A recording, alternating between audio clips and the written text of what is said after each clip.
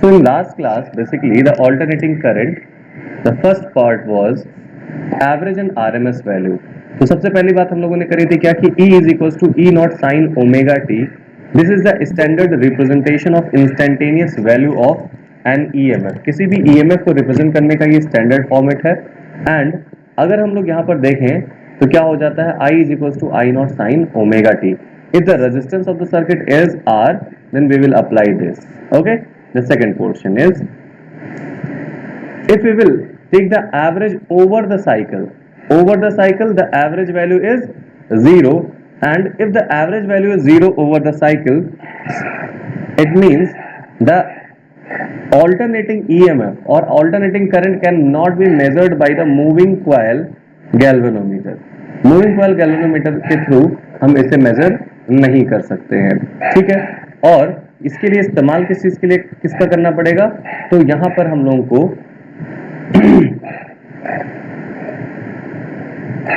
Heating effect पर based measuring instrument का इस्तेमाल करना पड़ेगा, जैसे प्लैटिनम रेजिस्टेंस वोल्ट मीटर. इसका बेसिकली हम लोग इस्तेमाल करेंगे. ठीक है. अगला पॉइंट, एवरेज वैल्यूज कितनी होती थी, E average is equals to E naught 2 upon pi और its value is 0.637 E naught. I average की वैल्यू क्या हो गई थी, आई नॉट 2 अपॉन पाई और 0.637 आई नॉट. बात करते हैं अगर आरएमएस या इफेक्टिव वैल्यू को, इन्हें हम लोग क्या बोलते थे बेटा, इफेक्टिव वैल्यू. इफेक्टिव वैल्यू का मतलब क्या होता था कि basically what is the effective current और EMF we are getting through the variable alternating current. Average value और इफेक्टिव वैल्यू, ये एवरेज वैल्यू भी एक डीसी वैल्यू है, ध्यान रखना. This is also a DC current और equivalent to the DC current, and these are also the equivalent to the DC current.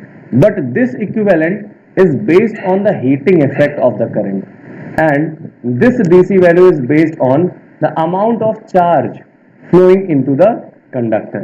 So these are the basic differences अगर हम इसके बारे में बात करते हैं तो. बट ये फॉर्मूले बहुत इंपॉर्टेंट है, इस पर बेस्ड डायरेक्टली क्वेश्चंस पूछे जा सकते हैं.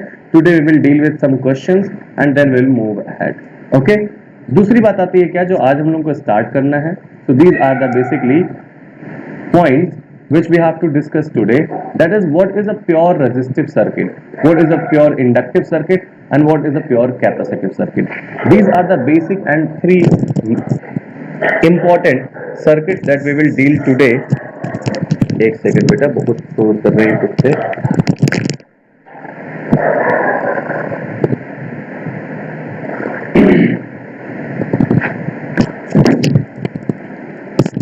Okay. So these are the basic three circuits जिसके बारे में हम लोग आज बात करेंगे. और इसी में आता है फेजर डायग्राम, कि फेजर डायग्राम कैसे रिप्रेजेंट किया जाता है, तो उसके बारे में बात करेंगे. आज का हमारा एजेंडा यहीं तक रहेगा. फिर in next class will deal with all the 3 और 4 टॉपिक्स रिमेनिंग, एंड उसके बाद हम इस चैप्टर पे आ जाएंगे. ओके. तो बेसिकली हम लोगों ने यहाँ पर सर. जी बेटा. सर कल आपने एक पीडीएफ शेयर की थी बुकलेट की, सर उसमें क्वेश्चन नंबर 4 एक बार बता देंगे आप. क्वेश्चन नंबर 4, हाँ आता हूँ, मैं अभी आता हूँ. मैं समझ रहा हूँ क्या तुम पूछना चाह रहे हो. जल्दी से आते हैं. पहले यहाँ पर हम लोगों ने एसी जनरेशन की बात कर ली थी. एसी कैसे जनरेट होता है, तो this is the AC generator split ring direct और over the half cycle RMS value power supply in household circuit. Today what we have to discuss, we have to discuss some questions related to the topic. So this is the first question in front of you. Which of the following is correct? आपको बताना है, जल्दी से एक बार बताते हैं. Question क्या कह रहा है, the electric mains in a house are marked 220 volt 50 hertz. Write down the equation for the instantaneous, this is called instantaneous और general equation of the EMF. बताओ इसमें से कौन सा इक्वेशन सही होगा. ठीक है. The equation is E is equals to E not sine omega t. ठीक है. ये इक्वेशन होता है. इसी इक्वेशन में वैल्यूज पुट करनी है और बस इक्वेशन को बताना है. आप सभी लोग फटाफट मुझे मैसेज करके बताएंगे. You have 1 minute to solve the question and 1 minute to answer the question. फटाफट करके बताएंगे. It is 9:12. I will explain at 9:14.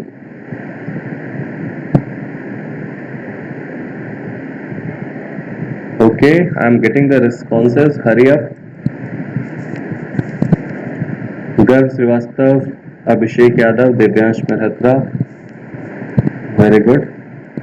जिन लोगों ने कल जो पीडीएफ मैंने भेजी थी बुकलेट वाली, या जिनके पास बुकलेट है, बुकलेट जिन्होंने सॉल्व किया होगा, उनके आंसर्स बिल्कुल सही होने के चांसेस है। लेकिन जो बच्चे बुकलेट सॉल्व नहीं कर रहे हैं, बेटा you are making a big mistake, है ना, क्योंकि टॉपिक वाइज क्वेश्चंस में दिए गए हैं and they all are conceptual, और कॉन्सेप्चुअल बेस्ड क्वेश्चन से ही एमसीक्यूज बनेंगे।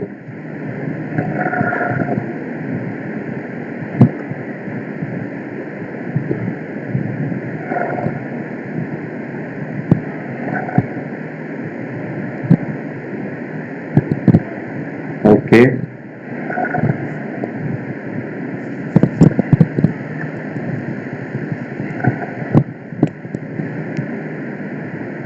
यू हैव 1 मोर मिनट, फटाफट आंसर कर दो, उसके बाद मैं बताना स्टार्ट करूं।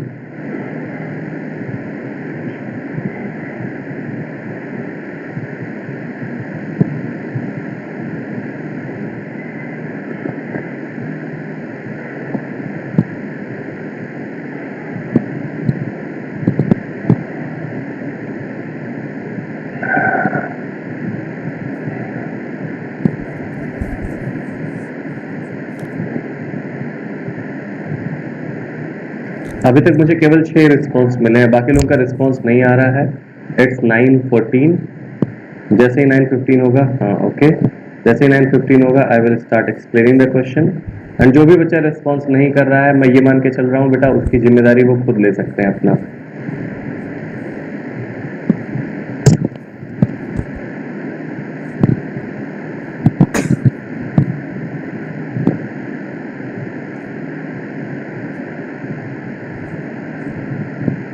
Okay, very good.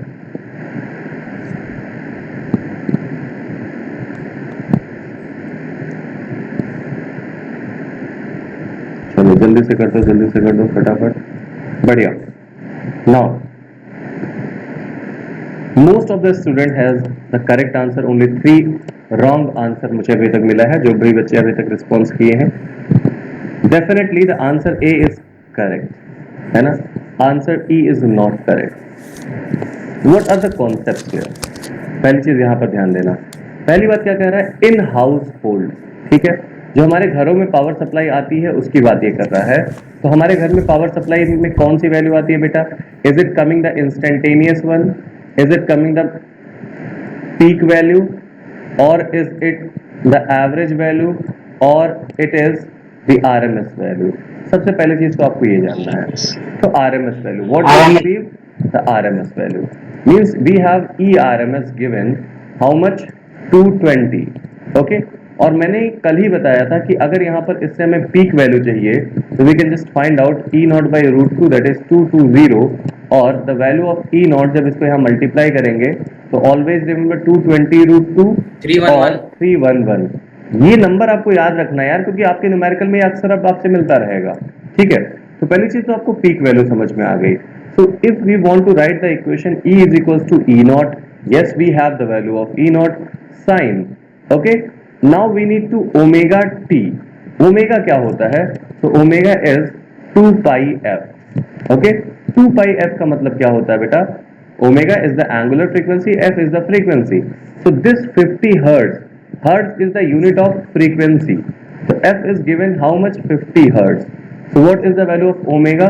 sir 3.14 into 50, तो अगर मल्टीप्लाई कर दिया जाए तो दैट इज 314, ठीक है, रेडियन पर second.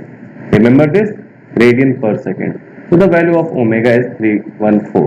if we will put the value we will get the answer, that is 311 sin 314 t, ठीक है। अब आपके सामने कभी भी मान लो ऐसे क्वेश्चन तो आपने कर लिया, तो this is the option A correct. In case आपके ऑप्शन में ऑप्शंस ऐसे दे दिए जाते हैं, E is equals to 311 cos 314t, है ना। टर्म किसका होता है? कॉस का होता है आपका, चाहे वो कॉस के टर्म में दिया जाता या साइन के टर्म में दिया जाता है, आपको घबराने की जरूरत नहीं है। ये कॉस के टर्म में भी हो सकता है और साइन के टर्म में भी हो सकता है, दोनों पॉसिबिलिटीज हैं। So just don't worry with sine और cos. But if someone says no sir we have the given answer in tan. Beta, tan is not a sinusoidal wave, है ना? When we will talk about the sinusoidal wave, the meaning of sinusoidal is this, up and down, up and down. This is what sine graph. Okay, so graph can also be start from this position. This is the graph of cos theta और this is the graph of sin theta. ठीक है, तो sinusoidal की बात की जाए तो both are sinusoidal graph. Okay, the difference in between them is cos is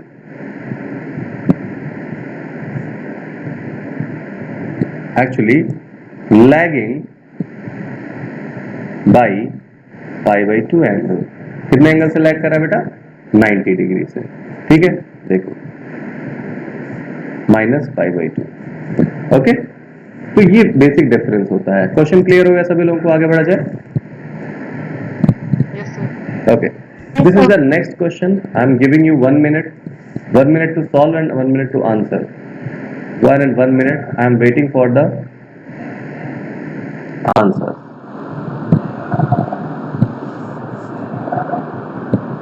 This is also a very simple question. Okay, I'm getting the response now.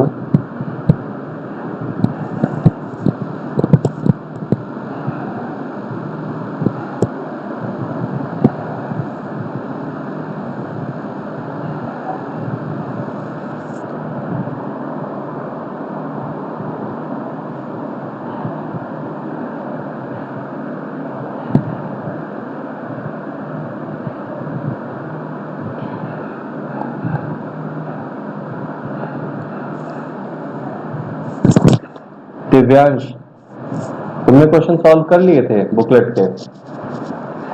Yes sir, सुबह लगाए थे. Very good. चलो एक और आंसर मेरे पास आएगा.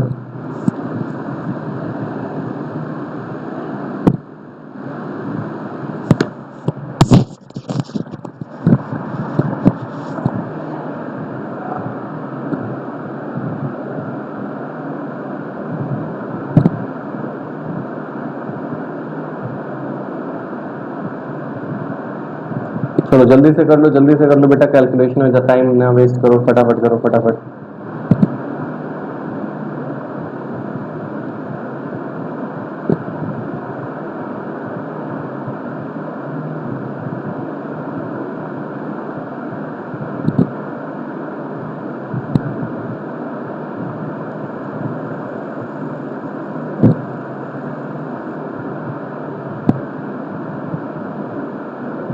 Very good. Almost all the answers are correct. Almost नहीं, इस बार सभी का आंसर सही है और बहुत ही अच्छी बात है. कह रहा है क्या? An electric bulb operate at 12 volt DC. ठीक है, 12 volt DC. If this bulb is connected to an AC source and gives the normal brightness. ठीक है, what would be the peak value of the source? See, this question is actually very good question, है ना? हो क्या रहा है कि यहाँ पर आपको बिल्कुल डेफिनेशन से जज करना चाह रहा है कि क्या आपको पता भी है आरएमएस का मतलब क्या होता है. If you actually know the value meaning of RMS, then only you can solve the question. What it is saying, कह रहा है कि 12 वोल्ट डीसी, 12 वोल्ट डीसी पर ऑपरेट होने वाला बल्ब जो ब्राइटनेस दे रहा है, the same brightness we are getting by application of an AC, है ना? अच्छा, एप्लीकेशन ऑफ एन एसी को देने से अगर मुझे सेम ब्राइटनेस मिल रही है, तो this is related with what? Heating effect. So it is related with heating effect. तो the value of that AC is called RMS value, and that RMS value exactly equivalent to DC. So simply we can say the ERMS is nothing but 12 volt. Concept को फिर से समझना. 12 volt DC is giving the same brightness as on application of the AC. So the brightness अगर दोनों same दे रहे हैं तो हमने पढ़ा कि RMS value of AC will give the same heating effect as the DC voltage will be applied. तो ERMS की वैल्यू कितनी होगी? 12. अगर ERMS 12 हो गया तो कह रहा पीक वैल्यू क्या होगा? तो E not upon under root 2 that is 12 तो E naught must be equals to what 12 into 1.414, 12 से मल्टीप्लाई कर दो तो 12 चौक 48, 12 कम 12, 12 4 16, 12 चौक 48 49, 12 कम 12 4 16, तो कितना हो जाएगा 1697. This is the correct answer. Okay, moving on the next question. The next question is question number 3. This is a good question. I will solve the question.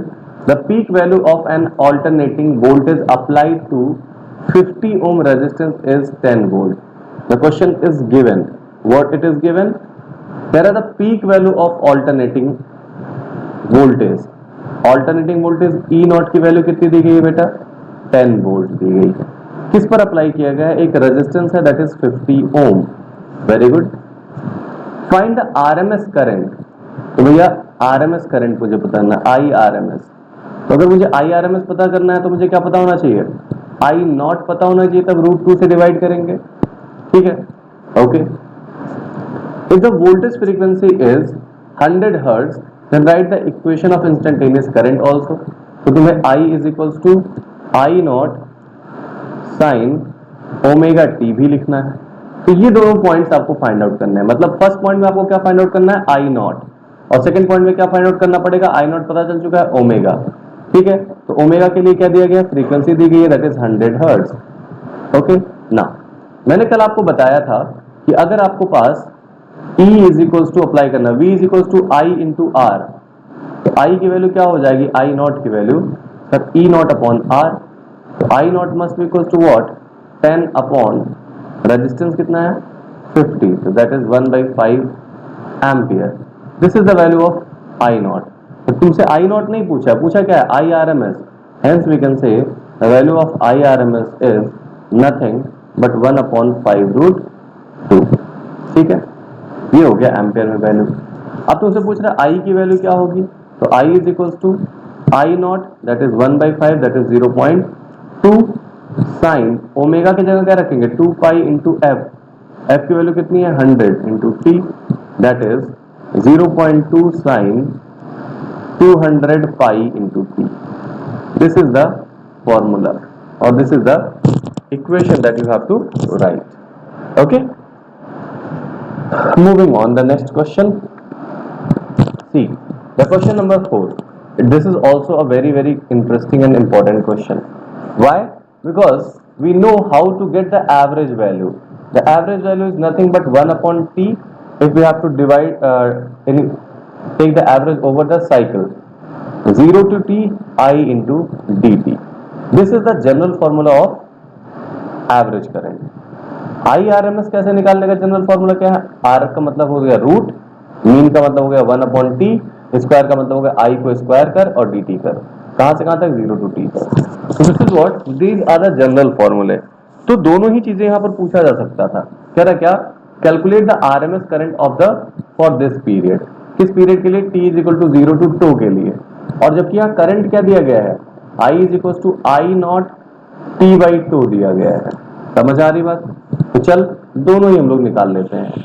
आपको अगर आई एवरेज निकालना है तो what will you do? 1 upon T. T का मतलब जहां से जहां तक आपको इंटीग्रेट करना है, तो टो तक इंटीग्रेट करना है.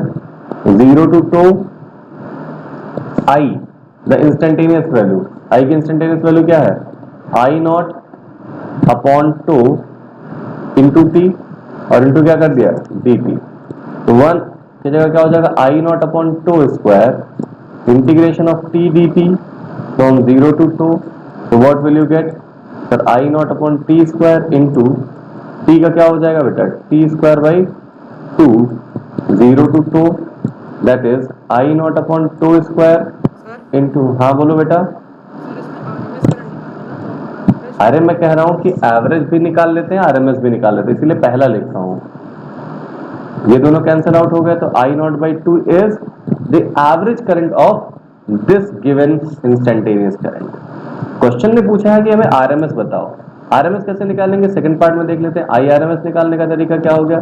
Sir under root. बढ़िया बेटा.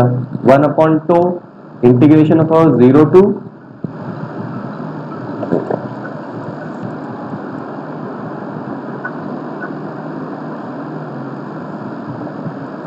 to 2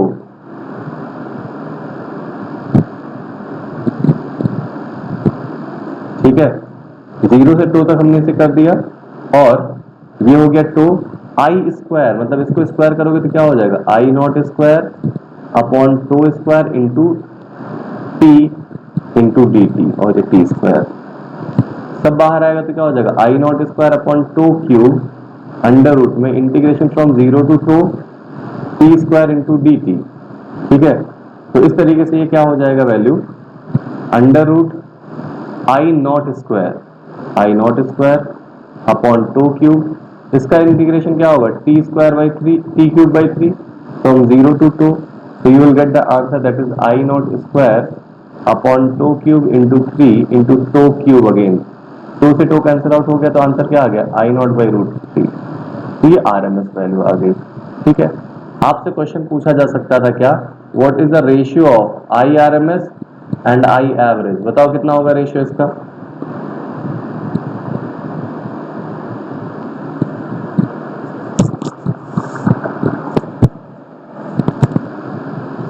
बोलो बेटा, निकल आएगा ना, तो जनरली पूछा जा सकता है कुछ भी question, that is 2 upon under root 3, तो कुछ भी पूछ सकता है, तो this is a good question.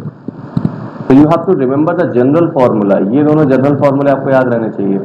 कोई भी इक्वेशन दिया जा सकता है, आप उसको इंटीग्रेशन करना पड़ सकता है।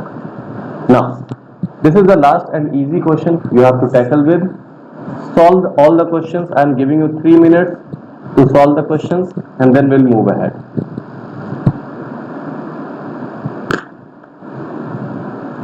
चलो फटाफट कर लो।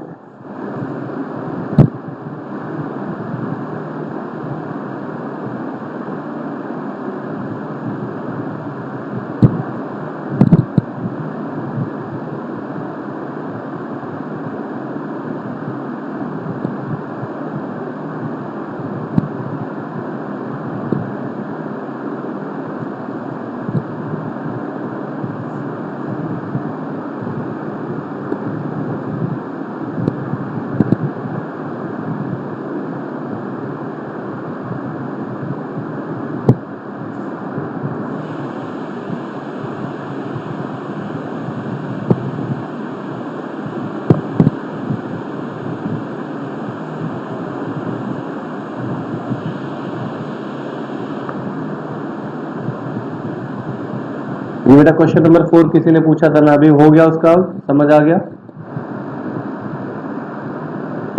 Question number 4, yes sir. Okay चलो ये क्वेश्चन हो जाएगा सिंपल। कह रहा है if the effective value of current in 50 hertz AC circuit is 5 ampere, the peak value of current, the mean value of current over the half cycle, the value of current 1 upon 300 second after it was 0। ठीक है, आराम से हो जाएगा ना, last वाला भले ना कर पाओ। देखो कह रहा देख लास्ट वाला बता दो। हाँ करंट की कह रहा है इफेक्टिव वैल्यू, यानी कि आरएमएस की वैल्यू कितनी दी गई है 5, तो आई नॉट की वैल्यू कितनी हो जाएगी 5 रूट 2। ठीक है, दोनों चीजें। कह रहा फ्रीक्वेंसी कितना है F 50 hertz, what is the value of omega 100 पाई। ठीक है, ये सारी बातें हमें गिवन है। कह रहा peak value of current, yes 5 root 2, the mean value of current over the half cycle, तो आई एवरेज और आई मीन की वैल्यू क्या हो जाती है बेटा 2 अपॉन पाई आई नॉट, और 0.637 इंटू 5 मल्टीप्लाई कर देंगे तो 5 सत्ते 25, 5 तिया 15, 15 तीन 18, 5 एक 30, 1 31, तो 3.18 एम्पियर। अब कह रहा क्या कि इस टाइम पर क्या बताओ वैल्यू बताओ करंट की, मतलब करंट की इंस्टेंटेनियस वैल्यू आपको पता होनी चाहिए तभी आप निकाल पाओगे। तो साइन 100 पाई टी, ठीक है, तो I is equal to I not कितना हो गया 5 root 2 into sine 100 pi T की जगह क्या हो गया 1 अपॉन 300 सेकेंड, 0 0 कैंसिल आउट हो गया, 5 under root 2 sine pi by 3। What is the value of pi by 3 sir 5 root 2 under root 3 by 2। Okay ठीक है, ये क्या हो जाएगा simple 2.5 1.414 1.732, you can get the value of I. Is that okay?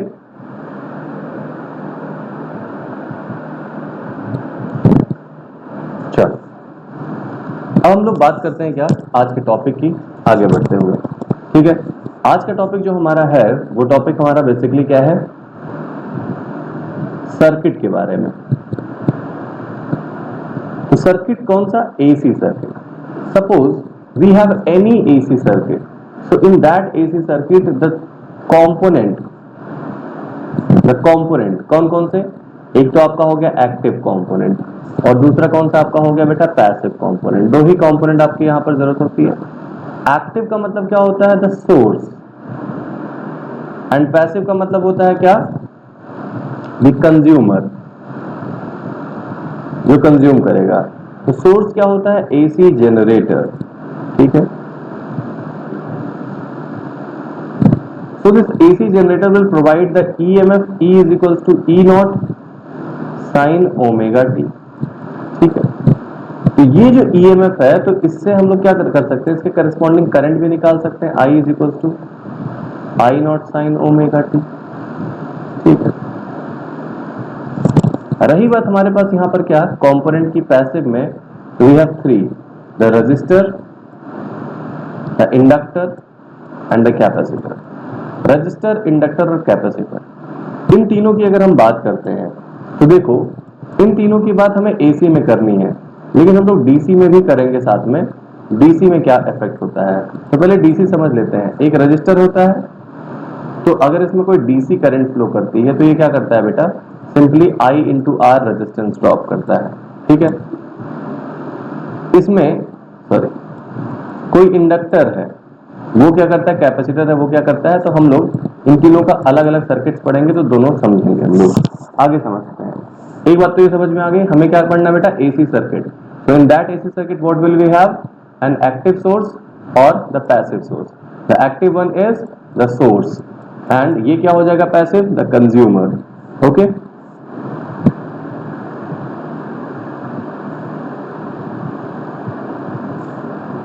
चलो start करते हैं अब इसके बारे में। हमारे पास जब भी कोई डीसी सोर्स होता है, डीसी सोर्स का मतलब क्या हुआ बेटा, आपको पता है। हमारे पास अभी तक डीसी सर्किट जब हम लोग पढ़ते थे तो डीसी सर्किट में हमारे लिए चीजें आसान थी, हमें वहां पर कोई एंगल, फेज, इससे कोई मतलब नहीं होता था। बट यहाँ पर फेज एक बहुत ही इंपॉर्टेंट फैक्टर होता है, बहुत ही इंपॉर्टेंट पार्ट होता है। क्या होता है फेज, समझते हैं कि what is the phase and phase angle. Suppose we have written E is equals to E not sine omega t. Phase का मतलब होता है क्या, एंगल से। तो बताओ इस इक्वेशन में एंगल क्या है, इसे हम क्या बोलेंगे, ओमेगा टी को, this is called angle. Okay, now if we will draw,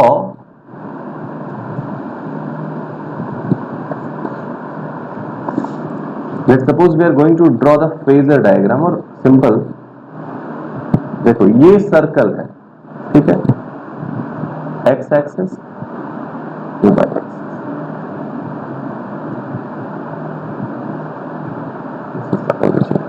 मान लो कि फेजर, ये जो एंगल है वो एंगल कौन कवर कर रहा है भाई, ऐसे, द एरिया वेक्टर। तो एरिया वेक्टर जैसे होता है तो ये हो गया एरिया वेक्टर। तो कोई भी एक वेक्टर, कौन सा वेक्टर अभी मैं यहां पर लेकर चल रहा हूं बेटा, एरिया वेक्टर हो सकता है या ईएमएफ वेक्टर हो सकता है, मतलब कोई भी वेक्टर क्वांटिटी हो सकता है, या फिर कोई भी मैग्नीट्यूड है, उस मैग्नीट्यूड की वैल्यू लेकर आप यहां पर एक दूसरा एरो ले रहे हो, सपोज दिस एरो, जिसे हम लोग क्या बोलते हैं बेसिकली पोलर रेडियस। ठीक है, this polar radius is going to rotate over the cycle. तो इसके लिए रेफरेंस क्या होता है, what is reference point, that is positive x axis. कोई भी एंगल मेजर करने का तरीका क्या होता है, you will take the reference of x axis. मतलब क्या हुआ देखो जरा,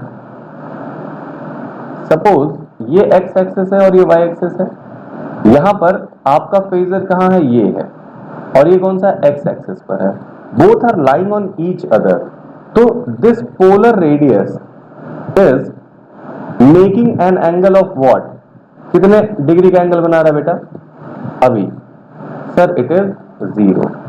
अच्छा, तो let suppose it is starting from t is equal to 0, है ना, and rotating over this plane with an angular speed omega. तो अगर ये एंगुलर स्पीड ओमेगा से रोटेट कर रहा है तो after time t it will reach at some point, ठीक है। Omega is equals to theta upon t होता है, तो theta can be written as omega into t. तो sir what is the value of omega, what is the value of theta here? You will say sir it's angular displacement is omega into t. At what time? At any general time T. ये तो बात हुई। तो ऐसे case में अगर मुझे मान लो ईएमएफ ही लिखना है तो उसको क्या बोल दिया, ईएमएफ ई naught sine omega T.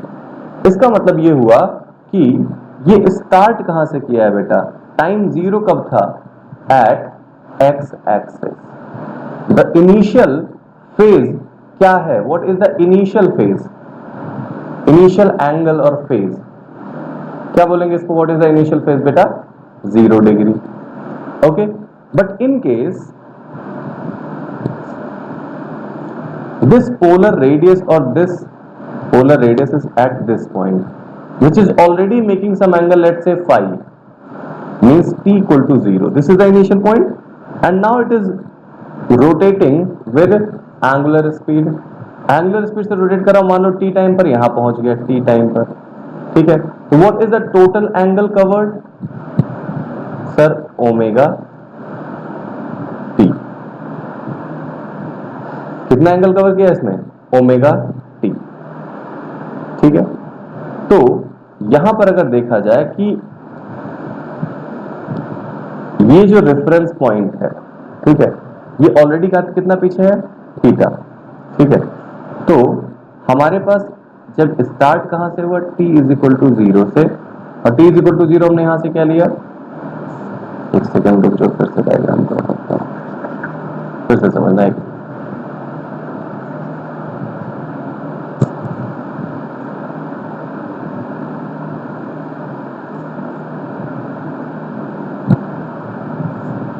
See,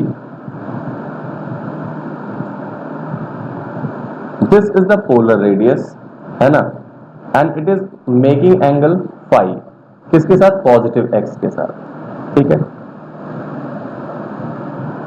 अब ऐसे केस में यहां पर क्या होगा कि इसको यहां से यहां तक पहुंचने के बाद टाइम कहां से स्टार्ट होता है, यहां से, और मैंने कहा ये कहां पहुंच गया, इस पोजीशन पर पहुंच गया, ठीक है। तो कितना एंगल कवर किया, ओमेगा टी, ठीक है। तो टोटल एंगल कितना कवर करना पड़ा इसको, ओमेगा टी प्लस फाइव, ठीक है। ऐसे ही हो सकता है क्या, omega T minus five cover करना पड़ जाए। तो ये जो एक्स्ट्रा एंगल है, जो इनिशियल फेज है, वो रिप्रेजेंट करता है क्या, इसे क्या कहते हैं, इनिशियल फेज, ठीक है। मतलब क्या हुआ इसका कि अगर मेरे पास E is equals to E naught sine omega t plus 30 degree लिखा हुआ है, ठीक है। तो ये क्या होगा, इसके पास ये हो गया क्या, इसका टोटल फेज, ठीक है। With reference of this line, ये जो रेफरेंस है 0 डिग्री से, उससे कितना एक्स्ट्रा है, ऑलरेडी कितना एक्स्ट्रा एंगल चल चुका है बेटा, टाइम स्टार्ट करने से पहले 30 डिग्री। अगर यही चीज लिखा हुआ है E is equals to E naught sine omega T minus 30, इसका मतलब टाइम स्टार्ट होने से पहले वो कितना पीछे है, कितना पीछे से वो टाइम स्टार्ट कर रहा है, t इज इक्वल टू 0 यहां से स्टार्ट कर रहा है पीछे, दैट इज माइनस, ठीक है। अगर यहां पर ऑलरेडी है तो ये कितना एक्स्ट्रा एंगल चल चुका है, प्लस, है ना। तो इस प्लस और माइनस वाली चीज को हम क्या बोलते हैं, यहां समझ लेते हैं, बहुत सिंपल कॉन्सेप्ट में ये देख सकते हैं। अगर कोई भी फेज या कोई भी फेजर वेक्टर यहां से स्टार्ट कर रहा है t इज इक्वल टू 0 से, तो इनिशियल फेज क्या है बेटा, इनिशियल फेज 0, यानी कि फाई इज इक्वल टू क्या बोलेंगे, 0। इक्वेशन कैसे लिखी जाएगी, E is equal to E naught sine omega t only, ठीक है। But in case the initial vector is at this point, t is equal to 0, इससे पीछे है फाई, तो इसे क्या कहेंगे? Initial phase is -5। मतलब क्या हुआ? E is equal to E naught sine omega t -5। But in case the phasor vector, इसको हम फेजर वेक्टर भी बोल सकते हैं, this is the phasor vector, it is already making some angle theta. Anti clockwise angle कैसा होता है? Positive. Clockwise कैसा होता है? नेगेटिव। इससे यहाँ नेगेटिव लिया गया, यहाँ पॉजिटिव लिया जा रहा है। तो इनिशियल फेज क्या हो गया बेटा? Initial phase it is +5 +5 and this can be written as E naught sin omega t +5. ठीक है। Let's suppose its name is E1, its name is E2, its name is E3. For example, so the EMF E1, अगर हम बात करते हैं किसके बारे में? E1 EMF की बात करते हैं। तो E1 EMF क्या हो गया तुम्हारा? Standard, means no phase difference. अब इसके कंपैरिजन में अगर मैं इसकी बात करूं E2, तो E2 के बारे में तुम क्या कहोगे कि E2 में फेज कितने का है? ऑलरेडी -5 का है। अब इन तीनों ही वेक्टर को एक साथ अगर मैं बनाऊं, कहां पर? एक डायग्राम में, ठीक है, ध्यान देना यहां पर। तो ये क्या है? E1 है, ये क्या है भाई साहब? E2 है, और ये क्या है? E3 है। एंड द रोटेशनल एंगल या डायरेक्शन ऑफ रोटेशन किधर है? एंटी क्लॉकवाइज डायरेक्शन में है। So the direction of rotation is anti clockwise. तो मैं E1 के कंपैरिजन में E2 को क्या बोल सकता हूं कि E2 इससे पीछे है?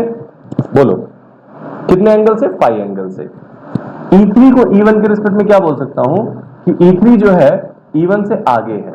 तो जब भी कोई फेजर वेक्टर किसी दूसरे फेजर वेक्टर से आगे चल रहा होता है तो उसे हम कहते हैं लीडिंग फेजर और लीडिंग फेज, ठीक है। और अगर पीछे चल रहा होता है तो उसे क्या बोलते हैं बेटा? Lagging phase, lagging phase. There are basically two type of phase, that is leading और lagging. So simply we can say E1 is leading by E2 but E1 is lagging behind E3, है ना। अगर ये angle मान लो 30 degree है और ये मान लो 40 डिग्री है फॉर एग्जांपल, तो क्या ये स्टेटमेंट सही है? E1 is lagging behind E3 by 30 degree,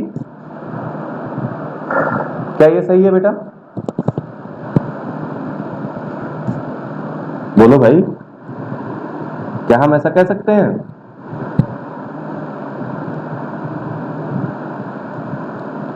E3 is leading by 30 degree with E1.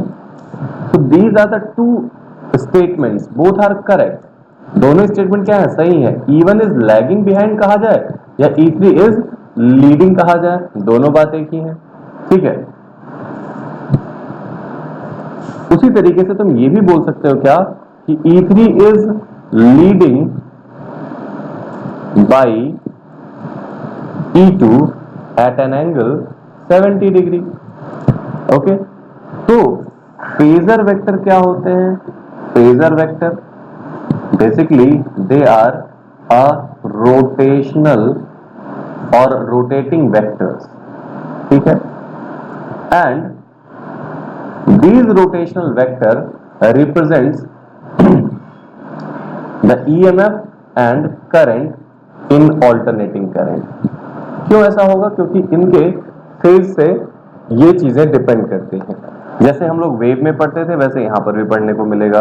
तो याद रखना E is equals to E naught sine omega t +5, E is equals to E naught sine omega t -5, I is equals to I naught sine omega t plus phi naught, मान लो ऐसा कहा जाए, ठीक है। तो इन सब में इसे क्या बोला जाएगा? फाई को, that is initial phase. But अगर इस आई से ईएमएफ इसे कंपेयर किया जाए तो क्या होगा? दोनों के बीच में what is the phase difference? What is the phase difference? Phase difference क्या है बेटा, दोनों के फेज को माइनस कर लो, है ना, तो क्या आ जाएगा phi minus phi naught. Clear? Positive आता है तो लीडिंग और लैगिंग, ये चीज आपको समझ में आ गई, है ना। तो कभी भी किसी भी वेक्टर को रिप्रेजेंट करना हो तो इस तरीके से रिप्रेजेंट करेंगे। Let's take some example. हमने कहा एक v1 है that is 311 sine 200 pi t, v2 है 200 sine 200 pi t plus 60 degree, v3 है 100 sine 200 pi t minus 30 degree. ठीक है, ये तीन चीजें हैं। इसको अगर आपको फेजर डायग्राम में रिप्रेजेंट करना हो तो कैसे रिप्रेजेंट करेंगे, देखिए। पहली चीज, v1 का फेजर वेक्टर किस मैग्नीट्यूड का होगा, 311। v2 का फेजर वेक्टर किस मैग्नीट्यूड का होगा, 200। और v3 का कितने का होगा बेटा, 100। ठीक है, तो which one have greater magnitude, v1। तो अगर हम लोग v1 को रिप्रेजेंट कर रहे हैं फॉर एग्जांपल यहां पर, ठीक है, और डायरेक्शन इधर ही क्यों लिया प्लस एक्स में, क्योंकि यहां पर no initial phase we are getting, this is what v1। अगर ये v1 है तो तुम मुझे बताओ v2 जो है उसका मैग्नीट्यूड क्या उससे छोटा है, तो v2 क्या कैसे रिप्रेजेंट करोगे बेटा आप, उससे कम वैल्यू के साथ, और v3 क्या होगा और कम वैल्यू के साथ रिप्रेजेंट होगा। तो v3 का ये जो सर्कल बनेगा वो छोटा बनेगा, ये सर्कल आप बनाओगे तो बड़ा बनेगा, अगर रोटेट कराओगे तो, और ये उससे भी बड़ा बनेगा। रोटेट कराना नहीं है और ना ही सर्कल बनाना होता है, बस इन सारे वैल्यूज को एक वेक्टर के हेल्प से आप रिप्रेजेंट करते हो और कुछ नहीं। ठीक है, तो कौन हो गया v1, कौन हो गया v2, कौन हो गया v3, this is v2, this is v3। But क्या ये सही रिप्रेजेंटेशन है, no, why, because their phase are different, ये दोनों फेजेस डिफरेंट है। तो कैसे आप रिप्रेजेंट करेंगे, देखिए, this is what x and y, और इसको रिप्रेजेंट करने का फंडा ये है, this is what v1, v2 is where plus 60 degree, so it is making angle, this is v2 and plus 60 degree, plus 60, v3 that is minus 30, तो minus 30 यहाँ angle बन रहा है, ये minus 30 ऑपोजिट डायरेक्शन में, ऐसा है ना, और इसका मतलब आपको समझ में आ जाना चाहिए, दिस इज व्हाट। ठीक है, तो these all the quantities which are represented with phase, है ना। अब तुम कह रहे हो सर पोटेंशियल तो हमारा स्केलर है, करंट हमारा स्केलर है, then why we are saying them a vector, so it is not a vector but it is phasor. It is what? Phasor. Means they have magnitude as well as angle. So if the quantity is having magnitude and angle, they will be represented with the help of phasor diagram. ठीक है? And the phasor diagram are dealt with this concept. This is the concept here. Okay? अब हम V2 को क्या कहेंगे, V2 is leading from, किससे किससे lead कर रहा है बेटा, V1 से भी एंड V3 से भी। V3 is lagging from V2 and V1 as well, है ना, ये दोनों के पीछे है और ये है इधर। ठीक, तो can you give me the answer of this question. If the sense of rotation is this is a vector, let's say v1, this is a vector, let's say v2. Which one is leading? v1 is leading, v2, or v2 is leading? v2 is leading. तो leading कौन होगा बेटा, v2. This sense of rotation decides कि what is the angle. इधर angle positive अब लिया जाएगा और इधर एंगल कैसा लिया जाएगा, नेगेटिव लिया जाएगा। बोलो बात समझ में आ गया। तो कभी भी क्या करता है, तो मैं कंफ्यूज करने के लिए इसमें एंगल चेंज करके दे सकता है, तो उससे कंफ्यूज मत होना। बट इन जनरल एंगल कैसे लिया जाता है बेटा, एंटी क्लॉकवाइज पॉजिटिव और क्लॉकवाइज नेगेटिव, ठीक है।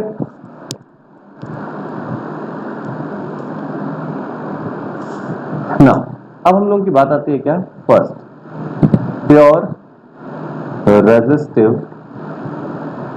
सर्किट, ठीक है। We have a circuit, this is the circuit diagram, जरा सीधा क्यों नहीं बनता, this is the circuit diagram. In pure resistive circuit, there is only a resistance, and its value, let's suppose R, and this resistance is connected across. This is a symbol of AC power supply. AC of value E naught sin omega t. E is equals to E naught sin omega t. What is the initial phase? Sir, no initial phase is there. Okay. This is connected. Switch on हो गया, इसकी वजह से यहां पर एक current flow करेगा, ठीक है। और ये जो करंट है वो क्या होगा, R की वैल्यू R से पास होगा तो फिर वापस यहां पर आ जाएगा। तो अगर तुमसे मैं पूछूं कि E is equal to E not sine omega t है, तो बताओ I जो होगा E अपॉन R होता है ना, that is E naught by R sine omega t we can say. तो I is equal to I not sine omega T.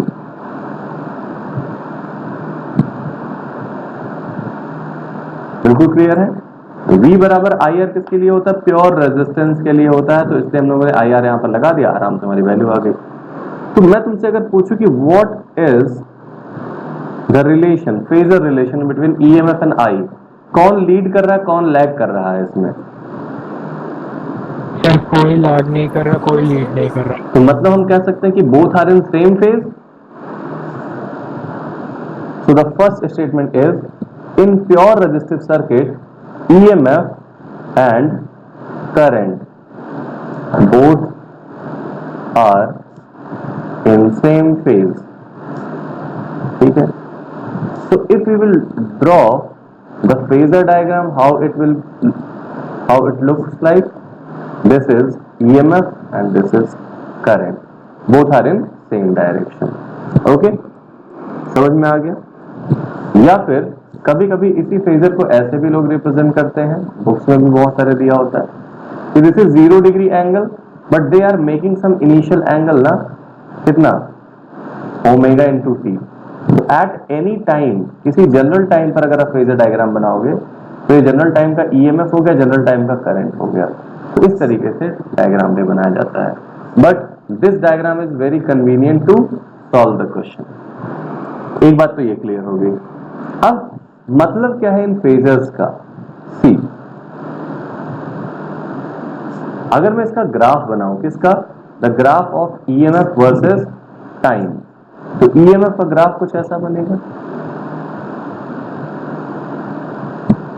And this peak value is called E naught minus E naught, but I naught is the ratio of E not upon R. R की value एक से बड़ी ही होती है generally, तो I naught की value ई से क्या होगी, छोटी होगी, है ना बेटा। इसीलिए जो करंट का ग्राफ होता है वो ग्राफ क्या हो गया, ऐसे जाएगा, means both are starting from the same point, okay, but their peak values are different, E naught and I naught. There is no phase difference, there is no leading no lagging, okay, ये बात समझ में आ गया।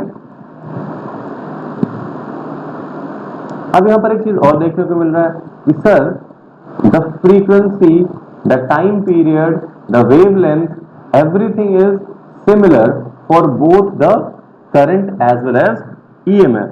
So yes, because see the omega and omega both are same, hence we can say the EMF as well as current have the same frequency. इतनी बात समझ में आ गई बेटा।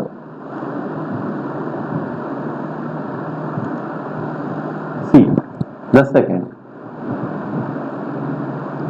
pure capacitive circuit.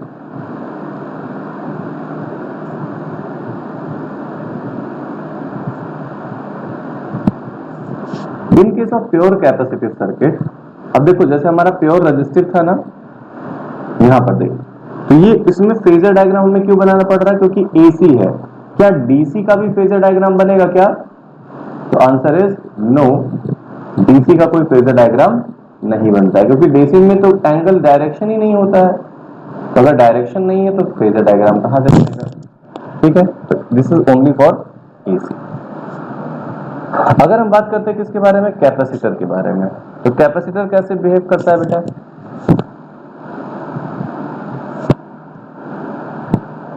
Let's suppose this is a capacitor. We are going to connect this capacitor across an AC power supply. This is the EMF. E is equals to E naught sin omega t. On application of this EMF, there will be a current I. इस current की value क्या होगी? तो हमें पता है क्या, V is equals to या C into V is equals to क्या होता है, Q होता है। At any instant, general time t की अगर बात करें, तो C is equal to potential across the capacitor into charge on this plus और माइनस। तो अगर हम कहते हैं Q is equal to C into V, ये मिल सकता है। तो क्या मुझे अगर करंट की वैल्यू पता करनी है तो can we differentiate dq by dt, that is C dV by dt। V का मतलब क्या हुआ, द पोटेंशियल अप्लाइड। कौन सा पोटेंशियल अप्लाइड है, E की वैल्यू। तो वी कैन से C, और इसको डिफरेंशिएट करने का मतलब E नॉट बाहर आ गया, differentiation of sine omega t by dt, और dq बाई dt क्या हो जाएगा, I। ध्यान से समझना, I is equals to C into E naught sine omega, ओमेगा का डिफरेंशिएशन, ओमेगा टी का डिफरेंशिएशन क्या होगा, ओमेगा बाहर आ जाएगा और साइन की जगह क्या हो जाएगा, cos omega t. cos omega t. ठीक है, तो I is equal to omega into C E naught, cos को हम लिख क्या सकते हैं, sine omega t plus pi by two. What can be write, sine omega t plus pi by two, और I can be written as E not upon 1 by omega C into sin omega t plus pi by 2. Just see this relation carefully. I know. इसको जरा ध्यान से देखो, अगर ये पूरी value देखी जाए तो ये किसके जैसा लग रहा है, I not, E not upon नीचे क्या है, 1 अपॉन ओमेगा सी। जनरली अभी देखो E नॉट अपॉन क्या होता है, E नॉट अपॉन क्या होता है, R। अगर ये रेजिस्टेंस है तो इसका मतलब क्या है कि E नॉट अपॉन जो भी वैल्यू है वो क्या होगा, एक तरीके का रेजिस्टेंस होगा, but this resistance is applied और offered by what component, which component, it is offered by the capacitor. तो रेजिस्टेंस ऑफर्ड बाय कैपेसिटर, ठीक है, and the resistance offered by capacitor is actually known as XC। याद रखना 1 upon omega C, and this resistance is actually called reactance। This is called reactance of capacitor। तो याद रखना कि जो resistance कौन ऑफर करेगा, अगर कैपेसिटर ऑफर करेगा उसे रिएक्टेंस नाम दिया जाता है, अगर रजिस्टर ऑफर करता है उसे रेजिस्टेंस बोलते हैं। इसको क्या बोलते हैं बेटा, रिएक्टेंस बोलते हैं। दो बातें क्लियर होगी यहां से, यहीं से हमें एक और चीज समझ में आती है। तो इस इक्वेशन को हम लिख क्या सकते हैं, जरा ध्यान से देखो। तो we can just write this equation, यहां पर लिख देते हैं, that is I is equals to I not sine omega t plus pi by two. यहां पर आपको क्या समझ में आ रहा है भाई कि EMF E is equals to E naught sin omega t, E is equals to E naught sin omega t। तो बताओ EMF और करंट में क्या रिलेशन है, कौन लीड कर रहा है भाई यहाँ पे। तो we can simply say that in capacitor, C for capacitor, याद रखना, and C for current as well.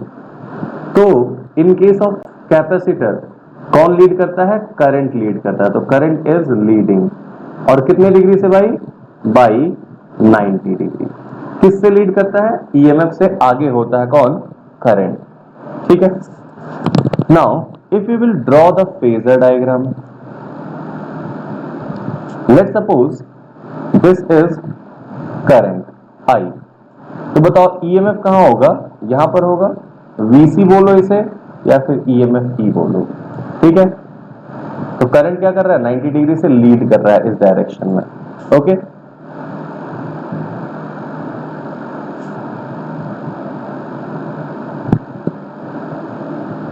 This is the graph of EMF, but what about the graph of current? तो करंट यहां से शुरू होगा। तो at t is equal to 0 current is leading.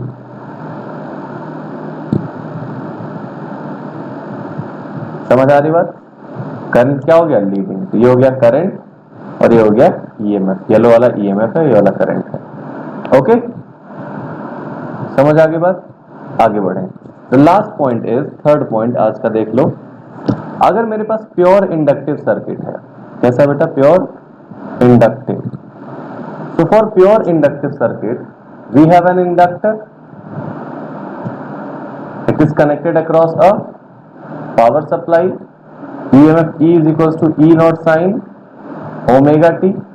Remember, यहाँ पर जो EMF E अप्लाई हुआ है, जैसे इसमें करंट ग्रो करना शुरू करेगा, it will produce a self inductance और सेल्फ इंड्यूस्ड ईएमएफ और बैक ईएमएफ, जिसकी वैल्यू क्या होती है? L D I by D T. पता है ना ये वैल्यू? ठीक है। और इसमें अगर आप किरचॉफ लॉ लगाते हो तो E इज इक्वल्स टू क्या आ जाता है? L D I by D T आ जाता है। ओके, तो आपको I निकालना है, ईएमएफ दिया है, तो डी आई की वैल्यू क्या हो जाएगी बेटा? 1/L ई डी टी, और we can integrate this. The value of current we will get, that is E की वैल्यू क्या है बेटा? E not sine omega T D T plus कोई कांस्टेंट आप बोल सकते हो। This is E not upon L। Sine का इंटीग्रेशन क्या होता है? Minus cos omega T upon omega. Let's say some constant के at t is equal to 0 पे देख लेते हैं। This is what E not upon omega L, और यहाँ पर क्या है? Minus cos omega t। ठीक है।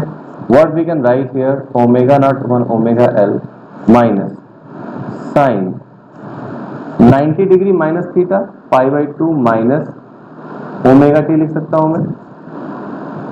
90 डिग्री माइनस थीटा क्या होता है? कॉस थीटा होता है ना बेटा? Yes sir. बट इस माइनस को मुझे क्या करना पड़ेगा? अंदर ले जाना पड़ेगा, क्योंकि ओमेगा यहाँ पर नेगेटिव है। तो मेरा करंट की जो वैल्यू आ गई वो कितनी आ गई? I is equal to E not upon omega L और sine omega T minus pi by 2। So this relation is again going to be very important. इसको रिलेट अगर करा जाए तो फर्स्ट कंक्लूजन क्या निकल के आएगा? Sir E not upon omega L. तो ओमेगा एल है क्या? The resistance offered bye inductor, that is called XL, है ना? इसे क्या बोलेंगे? Reactance of inductor. तो XL की वैल्यू किसके बराबर हो जाएगी? ओमेगा इंटू एल के बराबर हो जाएगी। Always remember. ठीक है। और इसकी वैल्यू क्या लिख देंगे? I नॉट के बराबर। Hence we can say I is equal to I not sine omega T minus pi by 2। Now this sine omega T minus pi by 2 is actually what? Lagging with E not sine omega t. कितने degree से? 90 degree से। तो हम कह सकते हैं क्या कि यहां पर करंट जो है इज लैगिंग। तो अगर मैं फेजर डायग्राम बनाऊं यहां पे तो क्या होगा? This is the current and this is what? VL और EMF। तो EMF इज एक्चुअली लीडिंग और current is lagging by 90 degree. What does it mean? If this is the graph of EMF for example, है ना। तो पीछे अगर यहाँ पर देखा जाए, देखो ये -92 डिग्री, तो ये वाला जो ग्राफ है कौन सा, साइन, ये कहां से शुरू होगा, इसको 0 कर दो, +90 से शुरू होगा, ठीक है। अगर ये 0 से शुरू हुआ है तो ये कहां से शुरू होगा, यहां से शुरू होगा। तो it will start from this point, means इसको पीछे कर देना, ठीक है। तो इट विल स्टार्ट -π/2। ये वाला ग्राफ कहां से शुरू होगा, यहां से शुरू होगा, ठीक है। तो this graph is for current and this is for EMF. Okay, I think आप सभी लोगों को इतनी बात तो समझ में आ गई होगी। So let's conclude the topic. The conclusion is, if we have a resistance, we have a capacitance, we have an inductance. In case of resistance, the current and EMF VR, और इसे E बोलेंगे, both are at phase 0 degree. In capacitance, the current is leading and VC, or we can say EMF is lagging by 90 degree. तो phi is equals to +π/2 current के लिए। और अगर यहाँ पर बात किया जाए तो इसे क्या कह सकते हैं बेटा, yes, current is lagging behind VL by 90 degree, तो यहाँ पर phi क्या हो जाएगा, -π/2। Simply the equation of EMF E is equals to E0 sin omega t here, और I is equals to I0 sin omega t here। यहाँ equation E is equals to E0 sin omega t, but I is I0 sin omega t plus π/2। यहाँ पर E is equals to E0 sin omega t, और I is equals to क्या हो जाएगा, I0 sin omega t minus π/2। The resistance offered by the resistor is called R. Resistance offered by the capacitor is known as Xc, that is 1 upon omega L, or that is 2 pi Fc। Sir L की जगह सी होगा ना, सी होगा जी। इसे हम क्या बोलते हैं बेटा, रिएक्टेंस बोलते हैं। दिस इज कॉल्ड रिएक्टेंस, ठीक है। And the reactance offered by inductor is omega L, that is 2 pi F into L। Okay, so these are the basic conclusion of the class today. In next class we will deal in great detail about the electrical circuit, that is AC circuit। Okay, for today we are done. We'll meet in next class. Take care, see you.